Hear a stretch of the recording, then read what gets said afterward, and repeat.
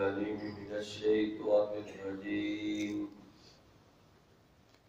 بسم الله الرحمن الرحيم وقالت طائفة من أهل الكتاب آمنوا بالذي أنزل على الذين آمنوا وجه النهار واكفروا آخره لعلهم يرجعون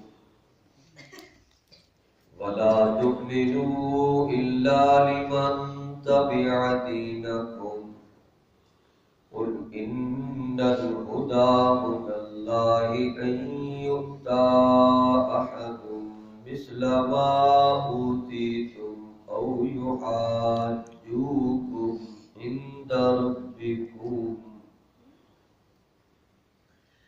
قل إن الفضل بيد الله يؤتيه من يشاء والله واسع عليم يختص برحمته من يشاء والله ذو الفضل العظيم سبحان ربك رب العزة عما يصفون وسلام على المرسلين والحمد لله رب العالمين اللهم صل على محمد وعلى آل محمد كما صليت على إبراهيم وعلى آل إبراهيم إنك حميد مجيد اللهم بارك على محمد وعلى آل محمد كما باركت على إبراهيم وعلى آل إبراهيم إنك حميد مجيد اللہ تعالیٰ نے فرمایا اہل کتاب میں سے ایسے لوگ تھے جنہوں نے اپنے ہی ساتھیوں کو کہا کہ شروع دن میں ایمان قبول کرو آمنوا بالذی انزل علی الذین آمنوا جو چیز مسلمانوں پر نازل ہوئی ہے ان کو ملی ہے مراد اللہ کا قرآن تو کہنے لگے اس پر ایمان لاؤ دن کے شروع میں اور دن کے آخر میں جا کر انکار کر دو تاکہ وہ لوگ بھی اس دین کو چھوڑ دیں وَلَا تُؤْمِنُوا إِلَّا لِمَنْ تَبِعَ دِينَكُمْ اپنے ہی ساتھیوں کو کہنے لگے کہ بس ایمان کا اظہار حقیقی ایمان انہی کے سامنے تم نے بیان کرنا ہے جو تمہارے دین پر چلنے والے ہیں قل ان الہدی ھدی اللہ پھر اللہ تعالیٰ نے فرمایا اے میرے نبی صلی اللہ علیہ وسلم آپ فرما دیجئے کہ بے شک ہدایت وہی ہدایت ہے جو اللہ کی طرف سے ہدایت کا راستہ آیا ان یؤتی احد مثل ما اوتیتم او یحاجوکم ایسی باتیں تم اس لیے کر رہے ہو لوگوں کہتے ہو کہ ان کو جیسا دین کیوں ملا جیسا تمہیں ملا یا تم رب کے ہاں جا کر جھگڑا کرو گے قل ان الفضل بید اللہ پھر اللہ تعالیٰ نے فرمایا اے میرے نبی آپ ان کو کہہ دیجئے بے شک فضل تو اللہ تعالیٰ کے ہاتھ میں ہے عظمت فضیلت یؤتی من یشاء جس کو چاہے عطا فرما دے واللہ واسع علیم اور اللہ تعالیٰ بہت بڑے وسیع علم والے ہیں یختص برحمتہ من یشاء وہ اپنی رحمت سے جس کو چاہے خاص کر لیتا ہے واللہ ذو الفضل العظیم اور اللہ تعالیٰ بہت بڑے فضل والے اللہ ہے یہود و نصارہ کی خرابیوں کو اللہ تعالیٰ نے بیان کیا ہے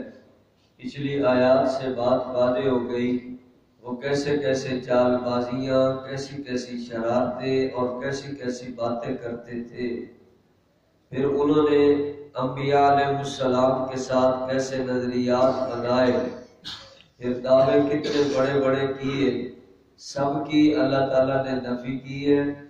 یہاں بھی انہی کی خرابیوں کو بیان کیا انہوں نے سوچا کہ ہم اس دین کا مقابلہ تو کر نہیں سکتے، یہ اللہ کا دین ہے، اللہ نے اپنے رسول صلی اللہ علیہ وسلم پر نازل کیا قرآن، اور اللہ نے دین حضور علیہ السلام کو دیا، حضور نے بیان کرنا شروع کیا۔ اب لوگ بڑی تعداد میں مدینہ منورہ کے اندر دین میں آ رہے تھے، اب دین میں داخل ہو رہے تھے، تو ان لوگوں کو بڑی تکلیف تھی، اتنے لوگ کیوں کلمہ پڑھ رہے ہیں، اتنے لوگ کیوں ان کی بات مانتے ہیں، اتنے کیوں اسلام میں آ گئے۔ وہ اور طریقوں سے سازش، تخریب کاری سب کچھ کرتے رہے، لیکن آخر انہوں نے یہ سوچا کہ ہمیں ایسا کرنا چاہیے، ہم صبح ان کے سامنے یوں کہیں گے کہ ہم مسلمان ہو گئے، اور شام کو کہیں گے ہمیں اسلام قبول نہیں، ہم اسلام کو چھوڑ رہے ہیں۔ لوگ ہمیں دیکھیں گے، عام لوگ وہ سوچیں گے کہ یہ تو تورات انجیل پڑھنے والے لوگ ہیں، آخر اسلام میں کوئی اچھائی ہوتی تو یہ دین پر رہتے، انہیں تو یہاں کوئی اچھائی نظر نہیں آئی، لہذا یہ دین چھوڑ کر پیچھے چلے گئے، وہ بھی دین چھوڑ دیں گے۔ اصل میں تو ان کو دوسروں کا دین چھڑوانا تھا، وہ دین پہ نہ رہے، وہ اسلام پر نہ رہے، وہ اللہ کے دین کے اوپر عمل نہ کریں۔ چھڑوانے کے لیے ان بدبختوں نے یہ سازش بنائی اور ایسا منصوبہ بنایا اور ایسا طریقہ انہوں نے اپنایا،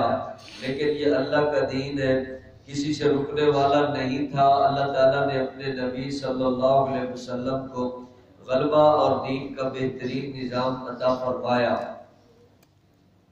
تو بہرحال ان کی شرارتوں سے مسلمانوں کو آگاہ کر دیا گیا، سمجھو وہ تمہارے کتنے دشمن ہیں، ایسے بدبخت ہیں کہ وہ کہتے تھے کہ بس اپنے یعنی سچے ایمان کا اظہار اپنی ہی پارٹی، اپنی ہی جماعت کے سامنے کرو۔ ان کی جماعت وہی تھی، تورات انجیل کا نام لے رہے تھے اور وہ قرآن کریم پر ایمان نہیں لا رہے تھے، تو انہی کے سامنے اس کا اظہار کرو، باقی مسلمانوں کے سامنے اوپر اوپر سے کہہ دینا، اور باقی تم ان کے ساتھ ہی چلتے رہنا جو اپنے لوگ ہیں۔ تو مسلمانوں کے سامنے اظہار بھی ہو گیا، پھر انکار بھی ہو گیا، شرارت پوری چل گئی، لیکن اللہ تعالیٰ نے جو فیصلہ کیا وہ اسی طرح ہو کر رہا۔ وہ چاہتے تھے کہ نبوت ان کو کیوں مل گئی، ان کو ادھر کیوں چلی گئی، بنو اسماعیل میں کیوں چلی گئی۔ تو اس کے بارے میں حضور علیہ السلام نے اللہ کا قرآن سنایا کہ یہ اللہ کا فضل ہے، اللہ تعالیٰ جس کو چاہے خاص کر لیتے ہیں، فضل عطا فرما دیتے ہیں، یہ اسی کا کرم، اسی کا فیصلہ ہے۔ اس نے ایسی نبوت بھی بنو اسماعیل میں چلائی، اور نبیوں کے سردار بھی اللہ نے اسی خاندان میں ہی مبعوث فرمائے، اور ان کو قرآن کریم جیسا عظیم کلام عطا فرمایا۔ لوگوں یہ دنیا سے پوچھ کر نہیں ہوتا، یہ اللہ کے فیصلے اور حکم سے ہوتا ہے۔ یختص برحمتہ من یشاء، اس نے جیسے چاہا اسی طرح اپنی رحمت کا ایک خاص مرکز بنا دیا، وہ ہے اللہ کے نبی حضرت محمد مصطفیٰ صلی اللہ علیہ وسلم کی ذات، جن کو اللہ نے رحمت عطا فرمائی اور جہان کے لیے رحمت بنایا، اور اللہ نے اپنا رسول بنایا اور رسولوں کا بھی سردار بنایا، اور اللہ نے اپنے رسول کو قرآن عطا کیا۔ قرآن کریم بھی عظیم الشان، حضور اکرم صلی اللہ علیہ وسلم بھی بہت بڑے عظیم الشان رسول ہیں۔ اب نہ ان میں کمی، نہ اسلام میں کمی، کوئی کمی نہیں، لیکن یہ بدبخت بد دیانت ہے، شرارت کرنے والے فسادی لوگ ہیں، تخریب کار ہیں۔ اسی لیے مسلمانوں کو بار بار خبردار کیا گیا، یہود و نصارہ تمہارے ہمدرد نہیں ہو سکتے،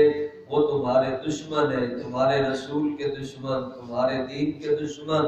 اور تمہیں غلط راستے پر چلانا چاہتے ہیں، لہذا ان سے دوستیاں نہ لگاؤ، ان سے تعلق قائم نہ کرو، اور ان کے ساتھ زیادہ ملنے ملانے سے گریز کیا جائے، بس کاروباری معاملات کی حد تک تو اپنی جگہ، باقی زیادہ معاملہ وہ ان کے ساتھ چلانے کی اللہ تعالیٰ نے بات اجازت نہیں دی، منع فرمایا۔ ان کی یہی شرارتیں اور خیانتیں اور بددیانتی، اللہ تعالیٰ نے یہ دین کے معاملے میں ان کی خیانت کو، بددیانتی کو بیان کر دیا ہے۔ آگے دنیا کے معاملے کے اندر بھی وہ گڑبڑ کرنے والے لوگ تھے، اللہ تعالیٰ نے ان کو بھی بیان کر دیا تاکہ مسلمانوں کو نقصان سے پہنچایا جائے، تو پورے خلوص اور پوری دیانتداری سے اللہ اپنے عظیم الشان دین پر چل کر زندگی گزارنے کی توفیق عطا فرمائے۔